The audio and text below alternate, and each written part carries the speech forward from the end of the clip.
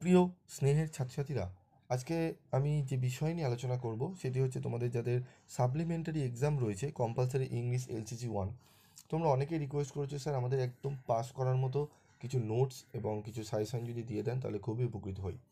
তো দেখো, যেখানে আমাদের একটু বিশেষ করে জোর দেওয়া একটু আমি দিতে বলবো, সেটি হচ্ছে তোমাদের যে ব্রিটিশ টু আমেরিকান ইংলিশ যে পোর্শনটা দেয় এবং এরর কারেকশান, এই দুটো পোর্শন থেকে কিন্তু 20 নম্বর থাকে, 10-10 করে।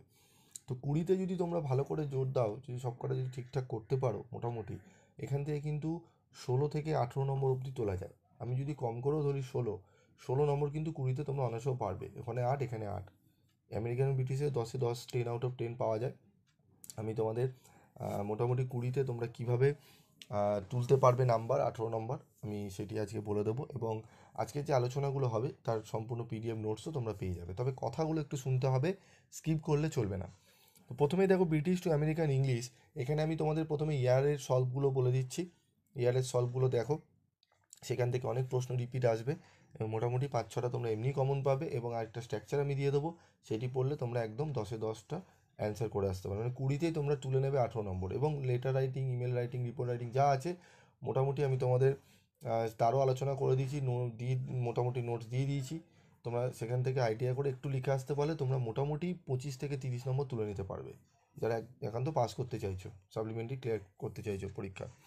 তো দেখে নাও তোমাদের প্রিভিয়াস ইয়ারের 22 এবং 21-এর সলিউশনগুলো দেখে নাও। আমি এক এক করে স্ক্রল করছি, তোমরা দেখে নাও, ঠিক আছে? 22 এবং 21-এর সলিউশন এগুলো প্রত্যেকটা তোমরা পড়ে নেবে, এইগুলো কিন্তু থেকে রিপিট আসবে অনেক, ঠিক আছে? এবং পিডিএফ নোটসও তোমরা পেয়ে যাবে ফ্রি অফ কস্টে। যারা কিনেছো অন্যান্য জায়গায় 400-500 টাকা দিয়ে, তাদের কি বলার কিছু নেই।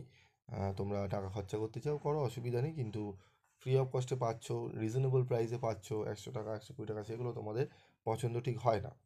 একটু সাজানো গোছানো মোড়কজাতকরণ দেখে তোমরা বেশি নাও, কিনতে চাও।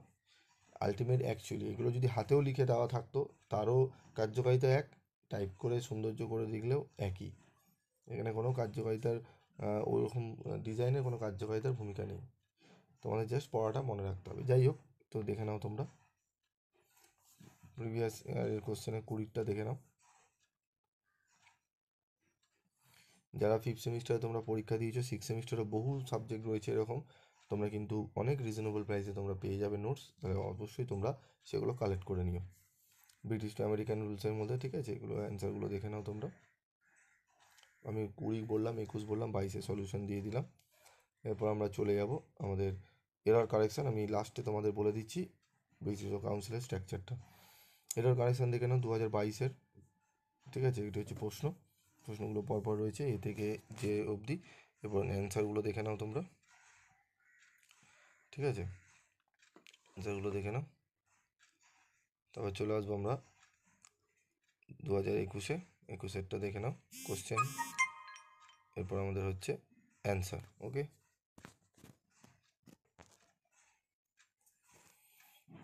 অ্যান্সারগুলো দেখে নাও, স্ক্রিনশট তুলে নিতে পারো যারা চাইছো।